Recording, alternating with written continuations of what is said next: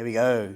Yoga for mobility, enhancing your hip flexor strength, working on quads, glutes and core with these simple exercises. So the first one we're going to begin from is an extended child's pose, Utthita Balasana. So just a couple of tips for your extended child's pose. Extended child's pose is a beautiful pose. You can stay here for as long as you like, really, as long as there's not any significant and duress or stress into the ankles, knees or hips. That's where you may experience a little bit of discomfort. And remember to breathe, yeah? We're breathing consciously and always inviting length into the body and trying to get the body to yield and soften through using deep, smooth, conscious breaths. So beginning from extended child's pose. So the big toes touch, knees nice and wide, lengthening through the arms, spread the fingers really wide, push the palms into the mat. And we're inviting length into the body by walking the hands away from us. Forehead touches the mat. So you find your shape here. Once you find your shape in your extended child's pose, to promote some hip mobility and a bit of a different kind of stretch, if it feels right for you, gentle swaying from side to side with the hips.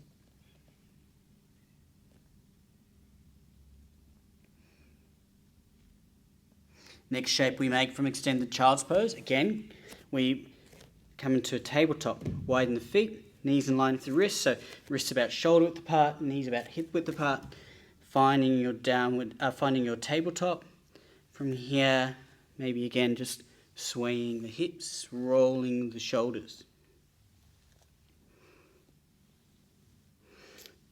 From our tabletop, we're going to stretch the spine. I'm going to untuck the toes.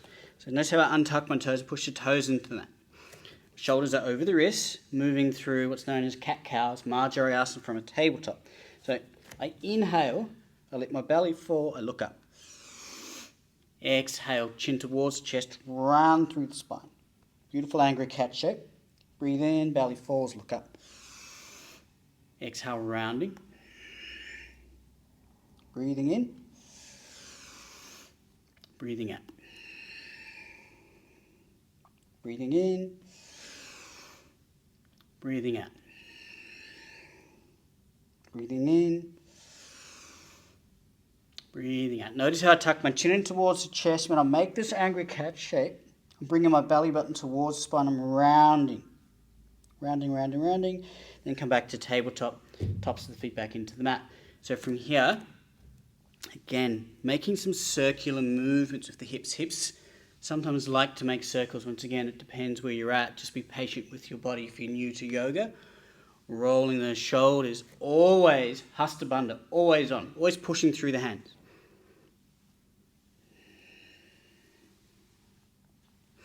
Next shape I'm going to make with the body is I'm going to start to lengthen through the right leg. So I'm lengthening through the right leg. So this is my right leg and I'm finding some length and I'm creating a stretch into the back of the leg. You might experience this into the calf, might make its way all the way up into the hip, into the glute. Next step is I push through my left hand. Inhale, extend that right arm up towards the ceiling. So reach up. Take a breath in. Exhale. Depending on your level of shoulder mobility, maybe you have to extend that arm right back behind you. Notice how my thumb's on top. So I'm reaching back and I've adjusted my drishti, so I'm also looking back. I take a breath in, I exhale, and I take my hand and I extend it out in front of me.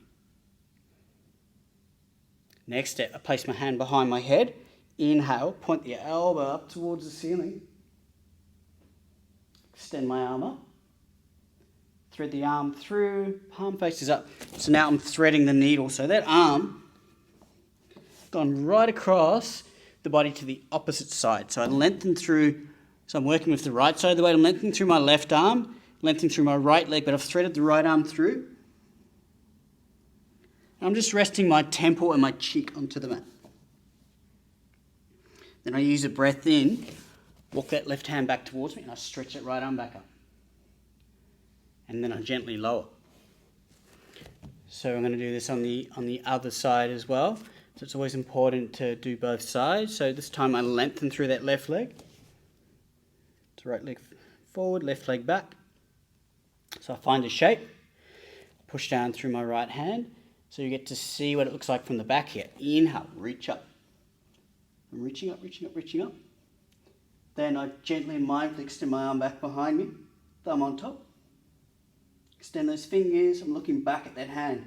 So just watch how I reach forward with my arm here. So take the arm right long out in front of me. I don't windmill the arm, I extend it and I lengthen. So I'm lengthening and I'm looking forwards. I place my palm onto the back of the head. So cradling the back of the head. Inhale, I point my elbow up. Extend my arm up towards the ceiling and then I thread the arm through.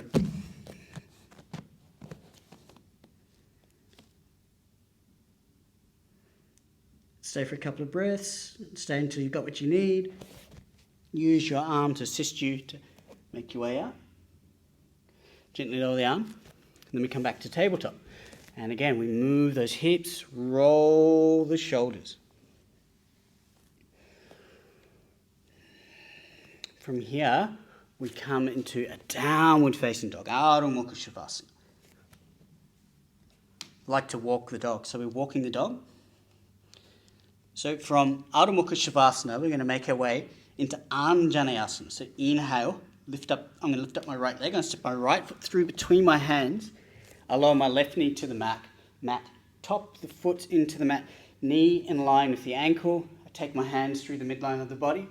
Extend my arms up towards the ceiling. Tips of the fingers reach up. Chin away from the chest, looking up. So if you have neck issues, you can just bring your chin back to a nice neutral position. Keep lengthening through your arms.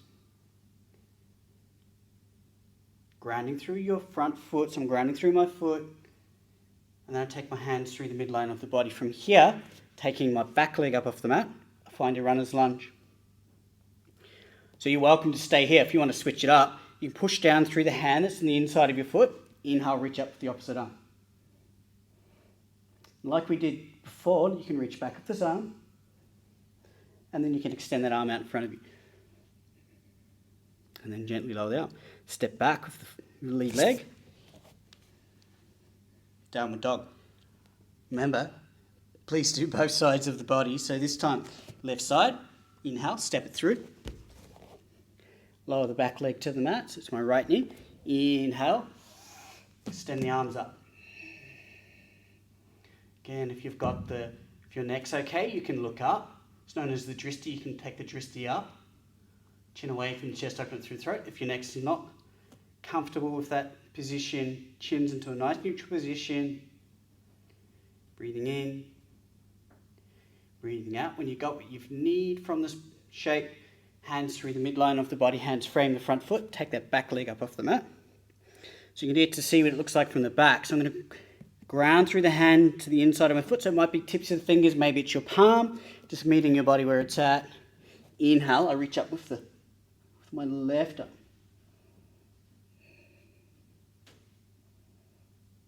And then I gently lower, stepping back, finding downward facing dog. Coming back down onto the knees. Greeting my body in a kneeling position. So that's a mobility drill. So you can do each one of those exercises, the cat-cow, Anjaneyasana, the extended child's pose. You can do these up to 3 to 5 repetitions each side, or you can go deeper if you'd like to, but listen to your body. People forget, often this is a mistake, that yoga is actually a form of exercise. So be good and be kind to your body. Remember to breathe. And looking forward to hearing your comments and thoughts about this mobility